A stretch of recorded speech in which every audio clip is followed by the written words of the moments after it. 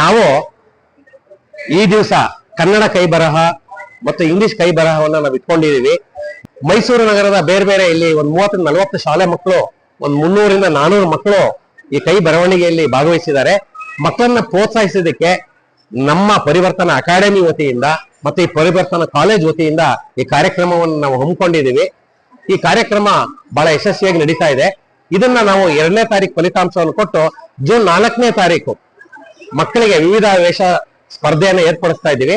ಆ ದಿವಸ ಕುವೆಂಪು ಅವರಿಗೆ ಒಂದು ನಮನವನ್ನು ಸಲ್ಲಿಸಬೇಕು, ಇಂತಹ ಕವಿ ಜಗತ್ತಿನಲ್ಲಿ ಮತ್ತೆ ಹುಟ್ಟುವುದಿ ನಮಿಸುತ್ತಾ ಈ ಸ್ಪರ್ಧೆಯನ್ನ ನಾವು ಇಟ್ಕೊಂಡಿದ್ದೀವಿ. ಎಲ್ಲಾ ಪೇರೆಂಟ್ಸು ಬಂದು ಭಾಗವಹಿಸ್ತಾ ಇದ್ದಾರೆ.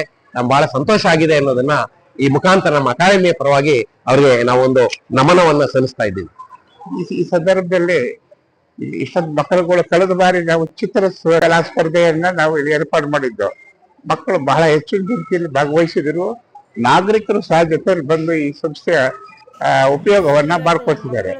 ಇದು ಸಾರ್ವಜನಿಕ ಕಟ್ಟಡ, ಆದ್ರಿಂದ ಎಲ್ಲ ರೀತಿಯ ವರ್ಗದ ಜನ ಎಲ್ಲ ಚಟುವಟಿಕೆಗಳಲ್ಲಿ ಭಾಗವಹಿಸಬೇಕು ಅಂತಕ್ಕಂಥ ಒಂದು ಮಹದಾಕಾಂಕ್ಷೆಯ ವತಿಯಿಂದ ಈ ಕಾರ್ಯಕ್ರಮಗಳನ್ನು ನಡೆಸ್ತಾ ಬಂದಿದ್ದೇವೆ. ಆ ಕಾರ್ಯಕ್ರಮಗಳನ್ನ ಮಾಡೋದಕ್ಕೆ ನಾವಿನ್ ಮುಂದೆ ನಮ್ಮ ಹತ್ರ ಬಸ್ಗಳಿದೆ.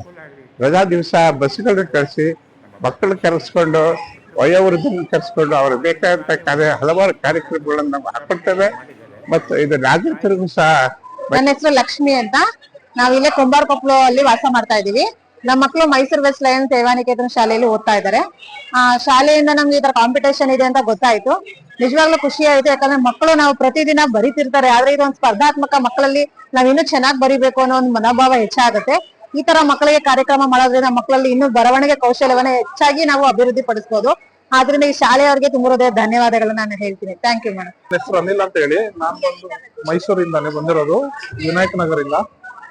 ಈ ತರ ಕಾಂಪಿಟೇಷನ್ ನಡೆಸೋದ್ರಿಂದ ಮಕ್ಕಳಿಗೆ ತುಂಬಾ ಇಂಟ್ರೆಸ್ಟ್ ಬರುತ್ತೆ. ಅಂಡ್ ಅವ್ರದ್ದು ಹ್ಯಾಂಡ್ ರೈಟಿಂಗ್ ಇಂಪ್ರೂವ್ ಮಾಡ್ಕೋಬೇಕು ಅಂತ ಅವ್ರಿಗೆ ಮೋಟಿವೇಶನ್ ತಗೊಂಡಂಗ ಆಗುತ್ತೆ. ಸೊ ಇಂಥದ್ದೆಲ್ಲ ನಡೀತಾ ಇದ್ರೆ ಅವಾಗ ತುಂಬಾ ಒಳ್ಳೇದು ಎಲ್ಲ ಸ್ಕೂಲಲ್ಲೂ. ಈ ತರ ಕಾಂಪಿಟೇಷನ್ ನಡೆದಿದ್ದ ಕಡೆ ಎಲ್ಲ ನಾನು ನಮ್ಮ ಮಗಳನ್ನ ಕರ್ಕೊಂಡ್ ಬರ್ತೀನಿ. ಸೊ ಹಾಗೆ ನೀವು ಎಲ್ಲರನ್ನು ಕರ್ಕೊಂಡ್ ಬನ್ನಿ.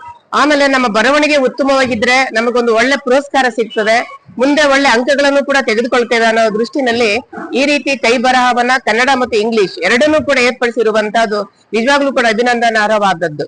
ಅದರಲ್ಲೂ ಕನ್ನಡ ಬರಹ ಇದೆಯಲ್ಲ, ನಮ್ಮ ಕುವೆಂಪು ಕನ್ನಡ ಸಾಹಿತ್ಯವನ್ನ ಬರಹದ ಮೂಲಕವೇ ವಿಶ್ವ ಮಟ್ಟಕ್ಕೆ ತೆಗೆದುಕೊಂಡು ಹೋದಂತವ್ರು. ಇವತ್ತು ಇಂಗ್ಲಿಶಿನ ಒಂದು ಬೆಳವಣಿಗೆಯ ಸಂದರ್ಭದಲ್ಲಿ ಕನ್ನಡ ಬರೆಯುವಂತ ಕ್ರಮವೇ ಇವತ್ತು ಕಡಿಮೆ ಆಗ್ಬಿಟ್ಟಿದೆ. ಈ ನಿಟ್ಟಿನಲ್ಲಿ ಪ್ರೊಫೆಸರ್ ಪ್ರಕಾಶ್ ಅವರು ಪರಿವರ್ತನಾ ಅಕಾಡೆಮಿ ವತಿಯಿಂದ ಕನ್ನಡ ಕೈ ಬರಹವನ್ನು ಕೂಡ ಇಂಗ್ಲಿಷ್ ಬರಹದ ಜೊತೆಗೆ ಇಟ್ಕೊಂಡಿರುವಂತಹದ್ದು ನಿಜವಾಗ್ಲೂ ಕೂಡ ಬಹಳ ಸಂತೋಷ ಆಗಿದೆ. ಅದಂತ ಚಿಕ್ಕ ವಯಸ್ಸಿನಿಂದಲೇ ಈ ರೀತಿಯ ಕೈ ಬರಹದ ಸ್ಪರ್ಧೆಗಳನ್ನ ಪೋಷಕರು ಮಾಡಬೇಕು ಮತ್ತು ಬೇರೆ ಬೇರೆ ಸಮಸ್ಯೆಗಳು ಕೂಡ ಮಾಡಬೇಕು ಅಂತ ಹೇಳಿ ನಾನು ಸಂತೋಷ ಪಡ್ತೇನೆ.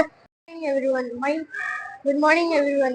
This is my competition and I am studying in Holy Mount Public School and they told me that writing it is very good, that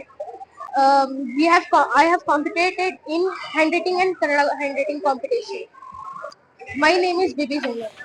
ರಾಷ್ಟ್ರಕವಿ ಕುವೆಂಪು ಅವರ ಜನ್ಮದಿನೋತ್ಸವದ ಅಂಗವಾಗಿ ಪರಿವರ್ತನಾ ಅಕಾಡೆಮಿ ಮೈಸೂರು ವತಿಯಿಂದ ವಿವಿಧ ಶಾಲಾ ಮಕ್ಕಳಿಗಾಗಿ ಕನ್ನಡ ಹಾಗೂ ಇಂಗ್ಲಿಷ್ ಕೈಬರಹ ಸ್ಪರ್ಧೆಯನ್ನು ಆಯೋಜಿಸಲಾಗಿತ್ತು. ಪ್ರತಿ ಶಾಲೆಯಿಂದ ಎಷ್ಟು ಮಕ್ಕಳಾದರೂ ಭಾಗವಹಿಸಲು ಅವಕಾಶವಿದ್ದು, ಸ್ಪರ್ಧಾರ್ಥಿಗಳು ತಮ್ಮೊಂದಿಗೆ ಪ್ಯಾಡ್ ಹಾಗೂ ಯಾವುದೇ ಬಗೆಯ ಪೆನ್ನುಗಳನ್ನು ತರಬಹುದಾಗಿತ್ತು.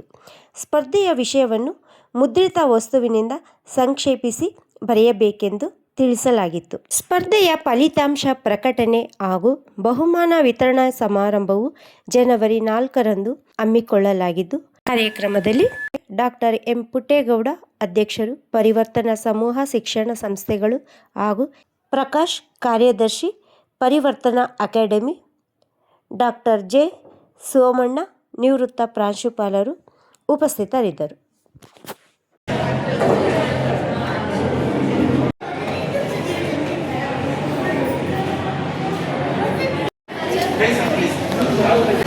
ಇವತ್ತಲ್ಲ